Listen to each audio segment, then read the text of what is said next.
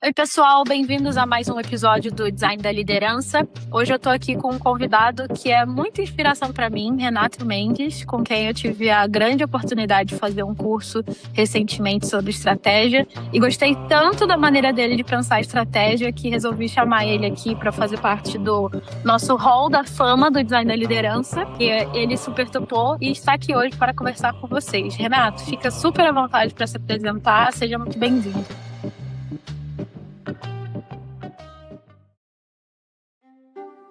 Salve, Carol. Obrigado pela apresentação. Fico super lisonjeado. Para quem não me conhece, eu me chamo Renato Mendes. Trabalho com estratégia de produto digital e estratégia como um todo há 15 anos, mais ou menos. Venho da capoeira, do hip hop, do subúrbio do Rio de Janeiro. E é isso. A minha estratégia tem sotaque, rua e ginga. Acho que é um pouco disso aí que eu posso falar.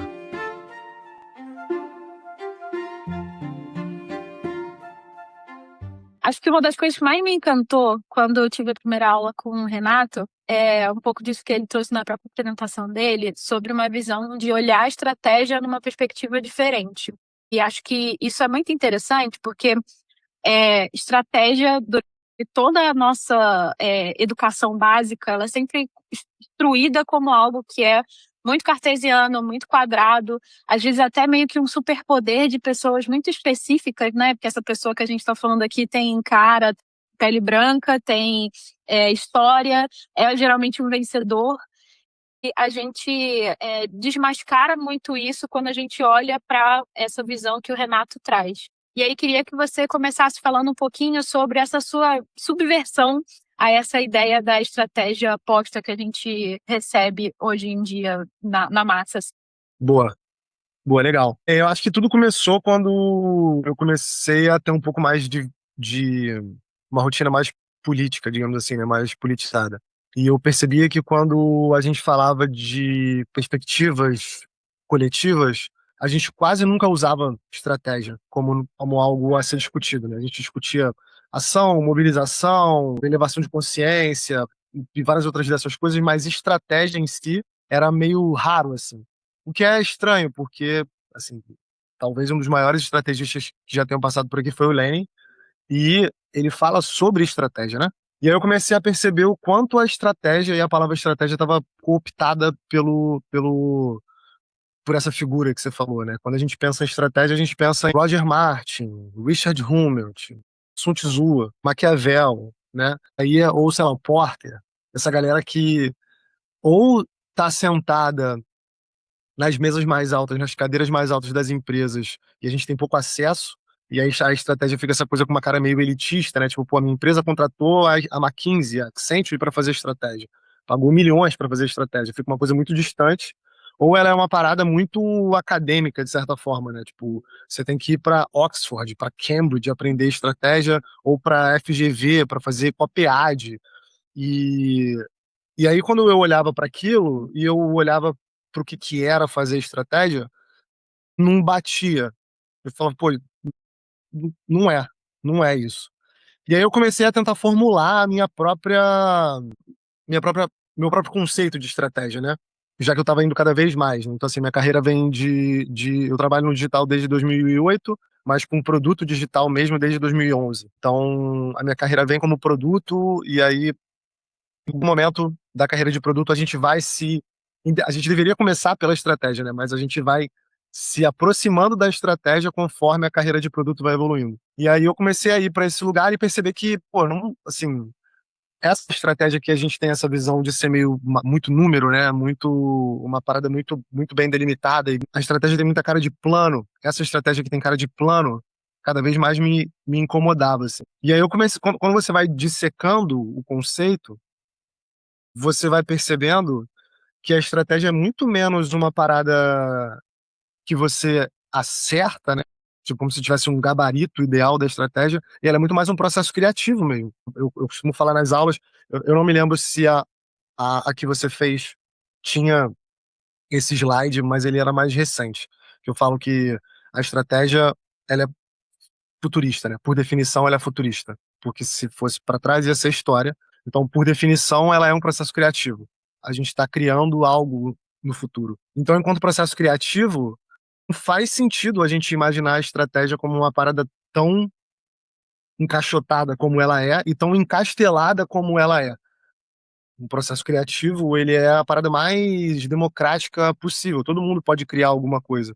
E aí eu comecei a perceber essa esse descasamento, esse distanciamento da gente enquanto pessoa, enquanto classe trabalhadora, esse distanciamento da estratégia enquanto uma disciplina criativa. E daí meio que vem essa minha visão de que, cara, não só a estratégia é um processo criativo e, portanto, é uma disciplina criativa, e por conta disso a gente ganha muito mais liberdade, muito mais identidade, muito mais capacidade de abusar, como a estratégia deveria também ser uma disciplina popular e deixar de estar nas grandes empresas e nas grandes faculdades para estar na boca a boca na boca das pessoas no cotidiano, no dia a dia. A gente faz estratégia sempre, né?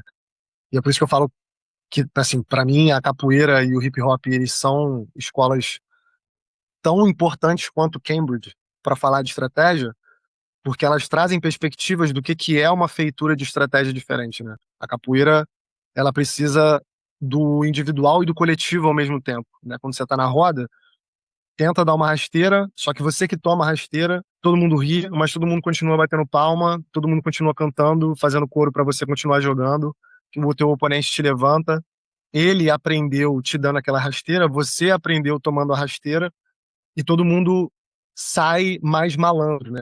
A capoeira, ela é uma tecnologia de criação de estratégia baseada na malandragem e baseada no coletivo e no individual ao mesmo tempo, que é uma lógica de pensamento estratégico completamente diferente se for pegar o Porter para falar de estratégia. E o hip hop igual, né? Quando você pensa que o hip hop tem os pilares ali, né? O grafite, o rap, o b-boy e o DJ, cada um desses elementos do hip hop, eles têm sua função num ecossistema de transmissão de conhecimento. Então, o grafite dentro do trem, ele atravessa municípios, ele atravessa bairros, então ele passa a informação de um lugar para o outro. Isso é estratégia pra caralho, sacou? Só que é uma estratégia viva, é uma estratégia que anda, é uma estratégia que se arvora e se enraiza nos territórios, né, nas coisas físicas ali. Então, eu tento trazer esse pensamento estratégico mais brasileiro através da capoeira, mais vivo e da rua através do hip hop e mais criativo mesmo, porque eu realmente acredito que a estratégia é criativa e eu realmente acredito que a estratégia devia ser para todo mundo.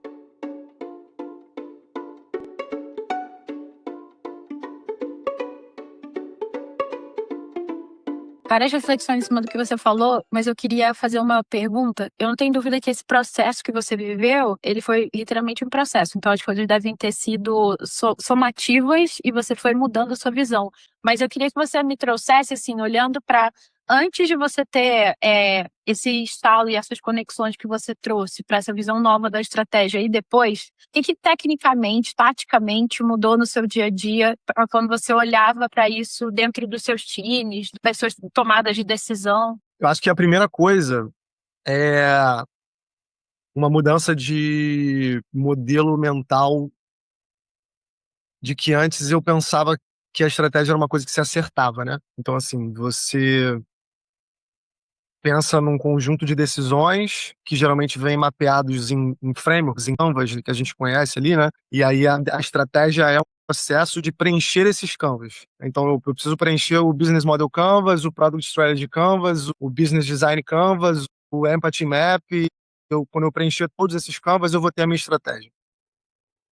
E que depois disso eu consigo de alguma forma dizer o que que a empresa vai fazer, se o que a empresa está fazendo está certo ou errado, baseado nesse gabarito que eu montei preenchendo esses canvas, né? E eu ainda não dava esse nome, mas a questão é que quando a gente pensa a estratégia desse jeito, a gente parte do não é que a gente parte do pressuposto, mas o motivo pelo qual a gente está pensando na estratégia é a busca pela estabilidade, porque a estabilidade traz previsibilidade para o mercado. Quanto mais previsibilidade, melhor.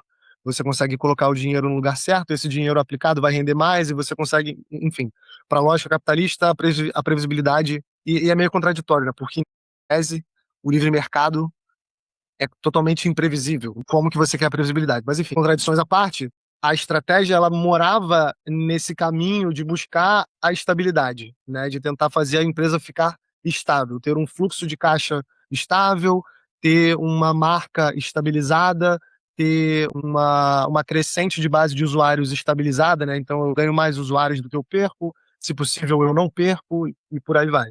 E quando eu comecei, e aí, um momento ali, sei lá, acho que em 2016, talvez, que foi quando eu saí da Globo e fui pra Hilde. Eu comecei a perceber que isso dava certo até, isso fazia sentido até uma página, mas que no dia seguinte, na segunda-feira, depois que todo mundo preenchia todos os canvas, a estratégia dava, assim, parava pouco de pé. Né, é aquela coisa, né? A realidade come a estratégia no café da manhã, e é verdade. Só que isso não é um problema, mas a gente acha que é um problema, né? A gente acha, tipo assim, pô, como assim? Não, não pode. Pô, uma boa estratégia vai continuar. E na verdade, não. A gente quer que a realidade coma a estratégia no café da manhã, porque quanto antes a gente for engolido, antes a gente percebe o que a gente tem que fazer para corrigir a rota, né? Isso é estratégia, correção da rota. E aí eu comecei a pensar nessa parada da correção da rota. De pensar que a tendência que a gente via e vê é que o mundo vai ficando cada vez mais volátil, né? Então antes tinha o mundo VUCA, aí agora o mundo VUCA virou o mundo BUNNY, que na verdade são quatro palavras diferentes para falar a mesma coisa, de que não tem como se planejar ao longo prazo e de que o mundo Uhum. está volátil e não tem como prever nada. Buscar a estabilidade não estava me satisfazendo mais, do ponto de vista de arcabouço estratégico mesmo. E aí na Rio eu tive a oportunidade de começar a trocar ideia com pessoas de vários lugares do mundo e conheci pessoas muito fodas, inclusive o Diego, que é um grande amigo meu e que dava aula na Aprender antes de mim, na mesma cadeira de estratégia lá. E é ele que me indicou, inclusive, para dar essa aula. E aí a gente começou a entrar, a gente, por um momento ali, começou a meio que dar essa brisada filosófica no que é a estratégia, o papel da estratégia, para que ela serve, por que a gente faz, por que a gente sente a necessidade de se fazer estratégia. Por que que muitas vezes um projeto que não tem alguém pensando em estratégia fica essa lacuna, né? Mas a gente não sabe dizer exatamente o que que é. Tipo, o que que é ser estratégico? O que que é o pensamento estratégico? A gente começou a se debruçar sobre isso e foi nesse momento que eu comecei a perceber que essa lógica da busca pela estabilidade faz a dinâmica cotidiana da estratégia ficar falsa, ficar meio que teatral. Que se você busca estabilidade num mundo que fica cada vez mais volátil, você já começa a estratégia mentindo para si mesmo. E tudo que você coloca ali, principalmente, né, quanto maior a empresa, mais a gente tem medo de errar, você fica num lugar que, estrategicamente falando, ele é uma posição muito ruim, porque de um lado você busca a estabilidade, que é uma coisa que não vai existir, e por outro lado você mente para si mesmo e enquanto time, né, enquanto empresa, de que dá para perseguir aquela estabilidade. Então você começa o que você acha que é o certo não tá não tá nem emoldurado direito para você dizer que errou e acertou. Então mudou muito. Você perguntou, né, tipo assim, cara, do tático, do operacional ali, o que que mudou? Para mim começou a mudar mais isso, assim. Por que que, por exemplo, por que que é importante criar um ambiente onde as pessoas se sintam à vontade para, entre muitas aspas, errar? Porque do ponto de vista de estratégia, se você está num mundo volátil, você tem que errar. Errar é o certo, na verdade, né, nesse ambiente. Então, eu mudei o modo como eu cobrava as pessoas, que estava mais nessa chave de você não está indo de acordo com a estratégia, você não está fazendo a parada que a gente combinou da estratégia, ou você não está implementando a estratégia do jeito certo. É, eu estou medindo a sua performance pelo quanto de resultado a sua estratégia está trazendo. Quando eu entendo isso, eu passo a avaliar outras coisas. Eu passo a avaliar a capacidade de adaptação do time, a capacidade de gestão de crise do time, a capacidade de leitura de troca de cenário, a capacidade de resiliência nessa troca de cenário, né? Nesse sentido, se a estratégia não vai buscar estabilidade, ela vai buscar o quê? Para mim, hoje, faz mais sentido buscar autonomia. Se a gente entende que não tem como prever nada e que a estabilidade não vai acontecer nunca, se a gente assume isso, né, do ponto de vista de ser honesto, estrategicamente falando, necessariamente eu preciso construir para alguma coisa. Na minha cabeça faz mais sentido construir para autonomia. Quanto mais autonomia a gente tem, menos refém dessa volatilidade do mercado. Isso eu vou estar. Não tem como ficar 100% alheio, mas você vai ficando menos refém. E aí, por exemplo, muda tudo, né? Assim, outro dia eu faço consultoria com uma startup, consultoria de estratégia. E eles estavam falando que eles estavam querendo começar a pedir investimento e queriam a minha ajuda para mudar, para moldar o pitch do investimento. E o que eu falei para eles foi justamente nesse lugar. Se eu tivesse pensando numa estratégia de estabilidade, faria sentido pedir investimento, mas a gente está pensando numa estratégia de autonomia. Vocês querem dar tanta decisão assim para outra pessoa porque vocês querem fazer mais rápido? Se, Uhum, se ótima tem fluxo provocação. de caixa, se tem fôlego, tem runway, a gente tem um modelo econômico que faz sentido, o time está engajado, a gente não está com números ruins, por que que você vai abrir mão de autonomia? Tipo assim, isso muda. Por isso que eu falo que pensar isso muda o dia a dia, inclusive nesse nível, assim, né? Não só no nível de como eu organizo o time, as demandas e as avaliações de performance, mas como eu avalio a posição estratégica que a minha empresa vai ter no mercado e que tipo de decisão eu vou tomar sobre tomada de dívida, composição de investimento, abertura de capital, esse tipo de coisa. Fez sentido? Eu não sei Total, se eu nossa. divaguei. Não, não, foi muito, muito bom. Eu ia comentar duas coisas. Acho que a primeira é que esse véu que a gente fica muito definido sobre a estabilidade faz com que a gente não veja de maneira crítica sobre os produtos que funcionam às vezes. Aí estou pegando, por exemplo, um produto de delivery. Se você for parar para pensar, o que foi o delivery antes, durante e depois da pandemia, não é que é um produto estável. Na realidade, é um produto que foi adaptado pelo uso humano de maneiras diferentes, né? Uma vez ele era a própria sustentação, na outra era a diversão no final de semana, hoje é a facilitação de você chegar no supermercado, porque você não quer carregar peso. A gente veste isso de uma forma como estabilidade, mas na realidade você criou um produto resiliente suficiente para poder viver as formas humanas de trocarem com produto digital diferente, né? E esse ponto da autonomia é um ponto muito interessante também que você trouxe, porque eu acho que a estratégia dá um pouco de confiança para a gente conseguir olhar para as coisas de uma forma mais crítica, né? Isso vai muito de encontro na próxima pergunta que eu vou fazer para você. Quando você começa a desenvolver essa visão crítica, você ganha confiança sobre o que você está fazendo, os números e toda essa parte de negócio, ela passa a ser acessório do seu repertório e não a grande coisa, né? Você começa a ficar mais criativo para conseguir pensar em saídas que às vezes quando um time de comercial que está muito focado ali só em vender, vender, vender, não consegue disruptar dentro desse espaço, né? E gostei muito da forma de medir performance do time também. Acho que isso é uma super provocação para quem está na cadeira de liderança e está muito também sendo cobrado de resultado o tempo inteiro. Só que de que adianta você ter um designer que entrega muito, mas ele é completamente desconectado emocionalmente do time, não sabe gerir uma crise quando ela acontece, é pouco propositivo, fica esperando que você diga para ele o que ser feito. Então é um pouco dessa tirada da autonomia, né?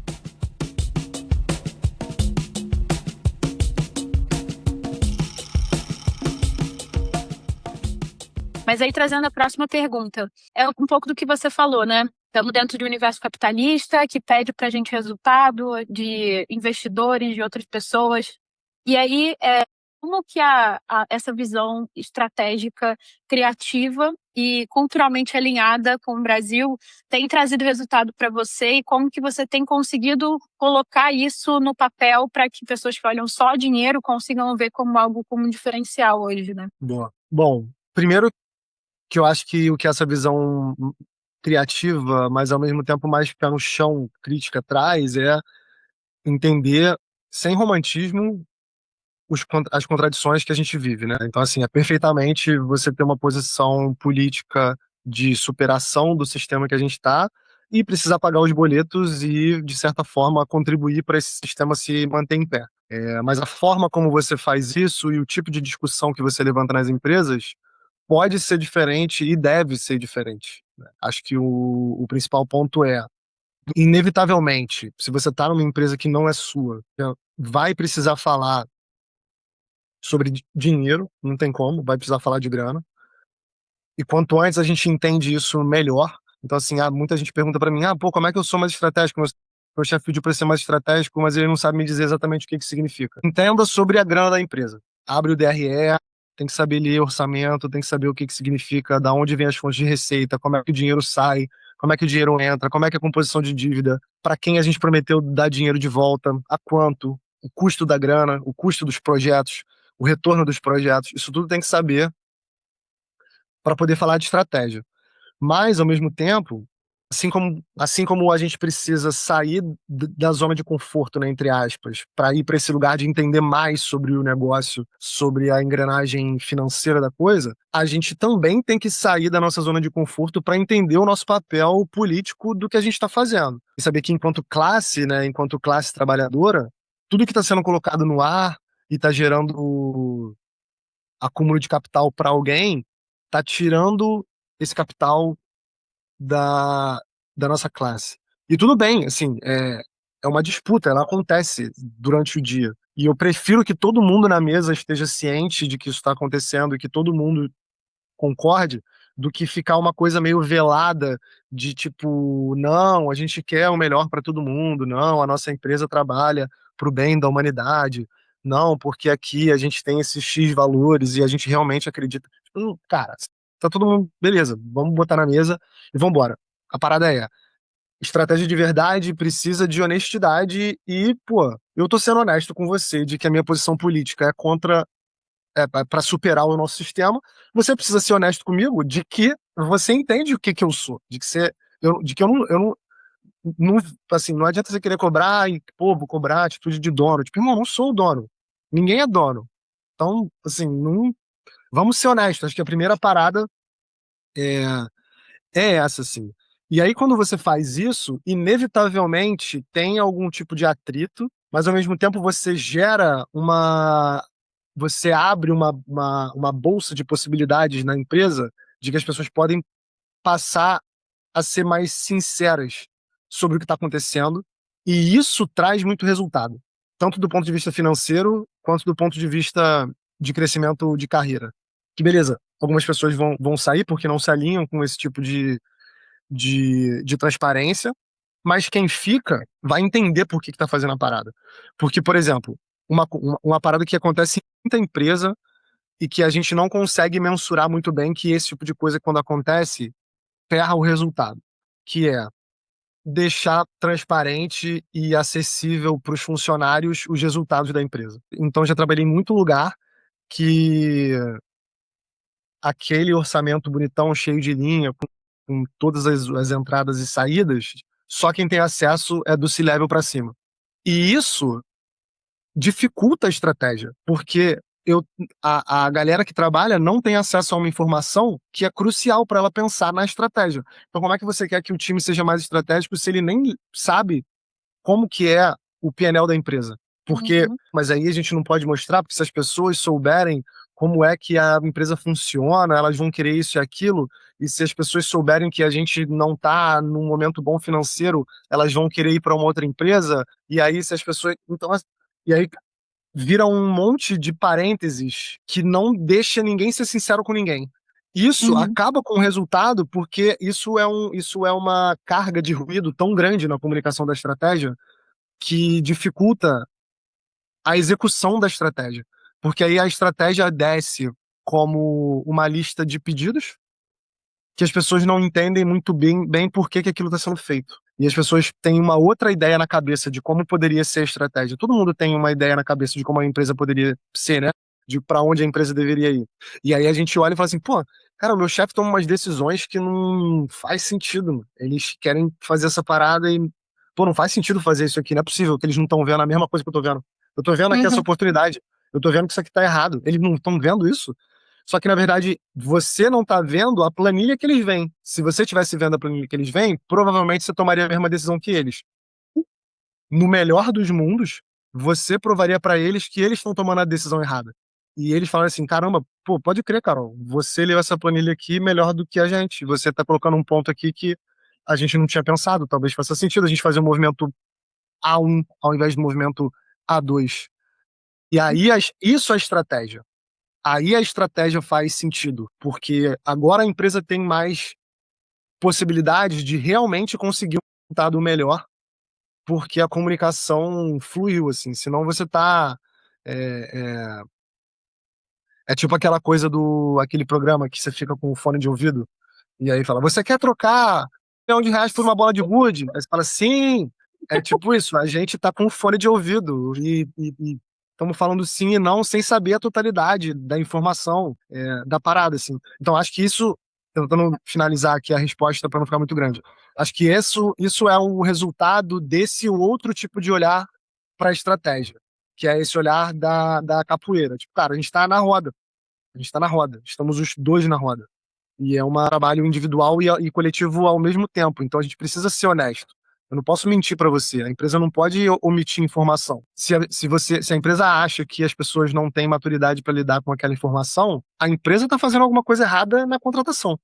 E se a empresa precisa omitir informação para fazer as pessoas fazerem a estratégia acontecer, a empresa tem um problema de estratégia.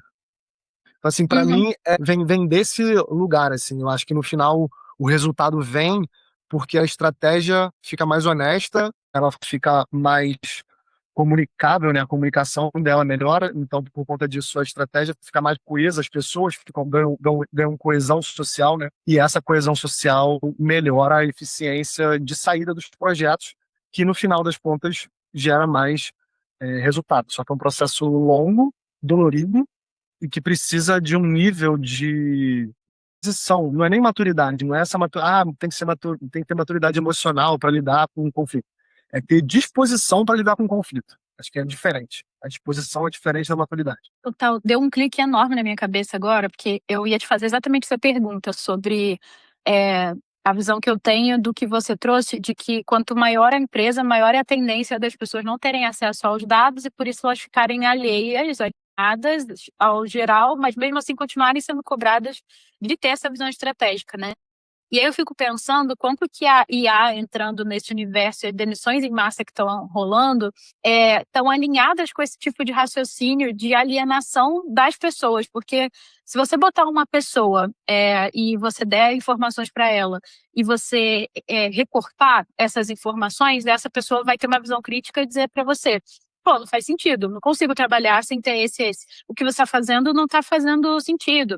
Então, ela vai ter esse comportamento mais de conversa, de estruturação, de retórica. Agora, se você faz isso com a IA, por outro lado, não importa qual dado você colocar nela, ela vai te dar alguma coisa. Não importa a qualidade, ela tem, dentro do cerne dela, a obrigação de te responder.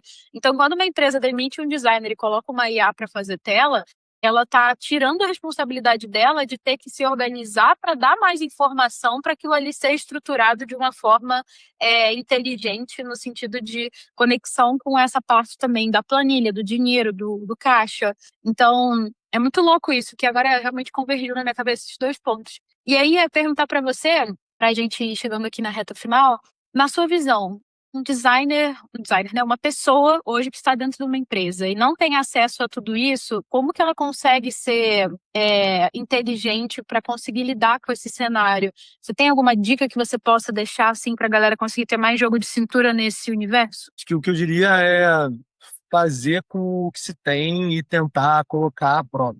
Quando você tenta, inevitavelmente você vai bater na parede.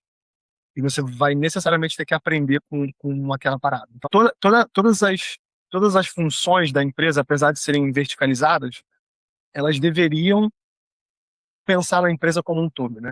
Então, assim, o designer, ele deveria entender o máximo possível de como a empresa funciona, porque isso muda a forma como ele desenha as coisas. O product manager também, por outro motivo. O desenvolvedor também, mas por outros motivos. Então, cada verticalização deveria entender como a empresa funciona o máximo possível, mas aí com responsabilidades diferentes, por motivações diferentes. O que eu sempre falo com uma galera que, enfim, trabalha comigo, ou que usou algum tipo de mentoria, é usa a sua discordância da estratégia da empresa como material para você melhorar o seu pensamento estratégico. Então, assim, realmente faz um pitch ali do que você acha que está errado. A estratégia da empresa sempre vai ter contradições e lacunas, né? E eu sempre falo para a galera, cara, se você encontrou uma contradição na estratégia da empresa, densia ela. É o seu papel enquanto contribuidor individual, é isso, né? o seu papel enquanto contribuidor individual, um funcionário mesmo, como um trabalhador que quer prosperar, mostrar esse tipo de contradição e falar, cara, essa parada que você está pedindo vai de encontro àquela outra que você está pedindo também. Como é que você espera que a gente resolva esse problema? E aí, nesse embate, uma resposta vai sair. Nem que a resposta seja que a própria pessoa não sabia que isso era uma contradição. Ou de que ela até sabia, mas ela esperava que ninguém fosse falar sobre isso. Porque, na verdade, ela está sendo cobrada por uma outra pessoa de que aquelas coisas têm que conviver. Então, quando você coloca essa contradição, quando você evidencia essa contradição, ou quando você evidencia uma lacuna, né? Tipo, cara, você quer que a gente resolva esse problema, ou você quer que a gente dê esse resultado. Só que para isso, você não está me passando essa parte da estratégia. Tem uma lacuna aqui, eu preciso saber por que essa parada. Ou você está me dando o meio da estratégia, né? Você está me dando o porquê e o como, mas o que tá estranho. Eu preciso dessa lacuna aqui para entender por que que eu estou fazendo esse como, ou por que eu estou fazendo desse jeito. Essas lacunas e essas contradições, elas são o cotidiano vivo da estratégia, né? E eu acho que se eu pudesse falar para qualquer pessoa cara, entende que a estratégia é uma parada viva, ela não é framework preenchido que fica salvo no Miro ou que está em algum software de estratégia que está, sei lá, no Gira. Entende que ela é uma parada viva e que você é um elemento vivo desse outro componente vivo. Você é um organismo dentro de um organismo. E a gente vive num mundo de sistemas, e a forma como os sistemas se comunicam de um para o outro é através de sinais, né? Então, assim, por exemplo, nosso sistema digestivo, ele não fala pra gente que a gente comeu uma parada errada, né? Tipo assim, a gente tem muito mais bactéria no corpo do que a gente. Né? Tipo assim, a gente tem mais bactéria do que sei lá o que no nosso corpo. Mas nós não somos uma bactéria enorme. Mas o sistema digestivo se comunica com a gente mandando sinal. A gente come uma comida estragada e, opa, dor, diarreia. Eu entendo, eu falo, putz, tá, não devia ter comido aquela parada, vou me alimentar melhor aqui por um tempinho. Isso são sistemas de níveis de abstração diferentes se comunicando entre si através de sinais. É a mesma coisa com a gente. A estratégia da empresa ela é um organismo maior do que a gente. A gente não Uhum, consegue escrever uma carta para ela, mas a gente consegue dar sinais para ela. Quando a gente aponta uma contradição, a gente dá um sinal. Quando a gente aponta uma lacuna, a gente dá um sinal.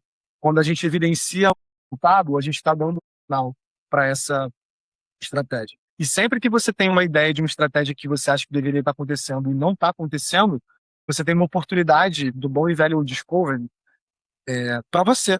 Você fala, cara, pô, vamos lá, vou investigar essa parada aqui. Como que eu embasaria isso aqui se eu fosse o dono dessa decisão? Isso vai te colocar no lugar de perceber dados que você não tem. Aí você vai falar, putz, talvez eu precise dessa linha aqui de receita que eu não tenho. E talvez eu precise desse olhar do mercado que eu não tenho. Talvez eu precise da informação de um corrente que eu não tenho. Talvez eu precise da informação do board de conselho que eu não tenho. E aí você começa a perceber que talvez aquela estratégia que você tem tanta certeza de que é a certa, não tanto. Tem um motivo pelo qual as pessoas escolheram uma outra estratégia. Mas vale o movimento, porque só, meio que as saídas são poucas, assim. Se você faz isso e você mostra para o seu chefe, por exemplo, o que que vai acontecer? Você pode estar certo, e aí você vai ganhar uma boa visibilidade na empresa, porque você mostrou um furo na estratégia e foi corrigido. Você pode estar errado, e você vai perceber que você estava pensando de uma forma e você vai ampliar o seu campo de visão. Ampliar o nosso campo de visão é sempre bom. Então, assim, independente do que aconteça, você vai se dar bem, tá ligado? Ou você ganha uma visibilidade de uma parada maneira que você fez, ou você aumenta o seu campo de visão, o que profissionalmente é bom para você.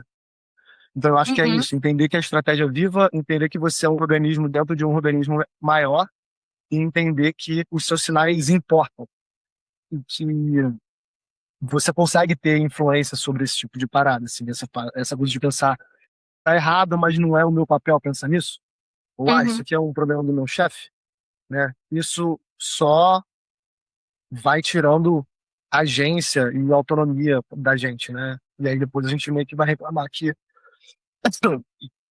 depois a gente meio que vai reclamar que foi substituído ali e tal, mas assim, é isso. Meio que mexendo dados de um lado pro outro. Se a sua entrega é mexer dados de um lado pro outro, ferrou, né? A sua entrega tem que ser outra, assim. Sim, uma automação É isso. resolve mexer dado de um lado para o outro no fim do dia, né? Exato, exato, exato. Eu acho que é É, isso, assim, eu sempre falo pra galera, eu falo, traz as paradas e confronta. A estratégia, ela é cotidiana. A estratégia não é um bagulho que a gente faz em junho e em novembro. Estratégia é muito mais hábito e ritmo do que um evento. Acho que é isso. conecta perfeito com o que você começou o episódio falando sobre essa perecibilidade. É perecível a estratégia, e se você trata isso como algo estanque, parado, você sempre vai ficar tentando trabalhar em uma coisa que vai lidar com a complexidade do mundo, né? Saber que o mundo está mudando sempre e que a sua estratégia precisa ser algo que se adapta a isso, ela também tem que estar sendo revisada o tempo todo. E acho que esse ponto que você trouxe também é muito legal de, cara, não é porque uma pessoa é sua liderança que ela sabe de absolutamente tudo. Tipo, ela também erra, ela também tem incerteza e ela também espera, exatamente por estar trocando com você, que você vai trazer um olhar diferente do dela e talvez tirar de baixo ali do cobertor coisas que ela não está conseguindo enxergar, sabe?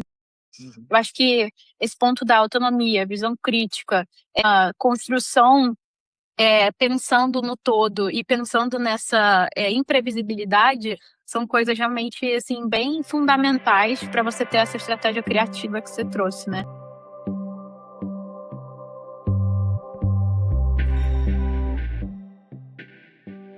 E bom, para a gente fechando aqui, ia deixar espaço aberto para você falar sobre coisas que você queira falar, jabás, fazer um fechamento, fica à vontade aí, esse momento é seu. Já, obrigado. Pô, eu falei pra caramba já. Pô, tá bom. Bom, primeiro, obrigado pelo espaço, muito maneiro. Sempre que quiser, tô por aqui, gravando ou não. Acho que se eu puder deixar alguma coisa a mais do que eu já falei, acho que é essa honestidade com a gente mesmo, assim, de pensar, cara, essa história do, não, daqui a pouco as coisas vão dar uma acalmada. Não, a gente vai conseguir se estabilizar, ou aquela clássica, né, do que a gente fala muito na empresa, assim, de a empresa não tem estratégia, a estratégia muda toda hora. Sim, esquece, a estratégia muda toda hora, é isso mesmo, não vai mudar. Esquece, o contexto de negócio vai ficar cada vez mais volátil, as coisas vão andar cada vez mais rápida, mas não vai parar, não vai diminuir. Enquanto a gente ficar com essa ideia de que, tipo, porque também vira um escudo, né? Porque se a empresa está fazendo a estratégia errada, se a estratégia muda o tempo inteiro, essa responsabilidade nunca é minha.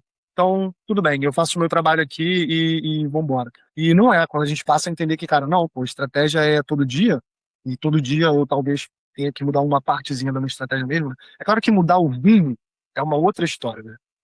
Pô, beleza. A Apple decidir virar uma madeireira, sei lá, a Apple decidir virar uma empresa de fazer pano de chão, pô, é estranho de um dia para o outro. O rumo deles se mantém, mas a estratégia mudar de toda hora faz parte, assim, a gente tem que se adaptar a isso. Eu falo muito sobre, eu acho que nós somos crisinautas, né? Tem o astronauta, o psiconauta, e eu acho que nós somos crisinautas. A gente fica navegando de uma crise para outra, e quanto antes a gente entender que essa é a condição do nosso tempo, e parar de buscar portos e faróis e ter um leme melhor construído, né? Tipo, ter um rumo e ter um leme que aguente e dê para a gente autonomia, mas ao mesmo tempo liberdade e sagacidade para conseguir gingar nas crises, que esse para mim é o ponto, tanto dentro da empresa quanto para a gente. E aí é que eu entro no Jabá, né? Hoje eu tenho esse mote, né, de que a estratégia é para todo mundo, e eu tenho alguns trabalhos em torno disso. Tanto no Substack quanto no Instagram e no YouTube. Eu trago conteúdos gratuitos, onde eu entendo que é essa minha parte de devolver para o coletivo esse pensamento crítico, esse outro olhar para a estratégia e fazer as pessoas pensarem numa estratégia pessoal e pensarem em autonomia pessoal e coletiva, né? Mas eu tenho também as coisas pagas para pagar os boletos, né? Eu abri recentemente a Obra Lab, que é uma escola de práticas imaginativas. O meu curso de estratégia, a gente está migrando para lá. Vai ser uma prática de estratégia como lente de vida. Então, se quem tiver interessado, vou deixar aqui com você os links todos depois. E eu tenho falado muito no Instagram e sobre essa criação de uma estratégia pessoal que busque pela autonomia, né? Que não seja uma refutação da CLT, ponto não é muito esse, mas entender de forma crítica e honesta que ela foi cooptada pela dinâmica de mercado e cada vez menos estabilidade ela dá, cada vez menos previsibilidade ela dá, e a gente precisa buscar outros meios de ter autonomia, e o digital tem a capacidade de entregar para a gente esse tipo de autonomia, mas a gente precisa ser estratégico e a gente precisa ser criativo. Então, assim, se você que está ouvindo isso não se sente criativo e não acha que criatividade é para você, saiba que esse é o seu maior ponto fraco estratégico, porque toda estratégia precisa ser criativa e todo mundo é criativo. Essa ideia de que a gente não é criativo é besteira. Tiraram da gente essa parada, assim como tiraram da gente a palavra estratégia, e a gente tem que pegar de volta. Eu acho que é isso. Fica por perto. Se quiser me seguir e dar um alô pro algoritmo nessas redes todas que eu falei, vamos embora. E se quiser fazer a prática ou o processo de acompanhamento também, é só me procurar. E de maneira geral, estou sempre aberto para trocar ideia, para falar, qualquer lugar. Todos os meus links vão ficar disponíveis aí e vamos embora. Acho que é isso. Estratégia é para todo mundo. Galera, fim de mais um episódio. Episódio esse poderia durar 2 semanas, porque dá vontade de ficar ouvindo o Renato até. Fechamos por aqui. Fiquem ligados nas nossas redes também. Comprem os cursos do Renato. Façam parte desse movimento dele, que realmente é sensacional. E é isso. Obrigada por terem escutado e até a próxima. Tchau, tchau.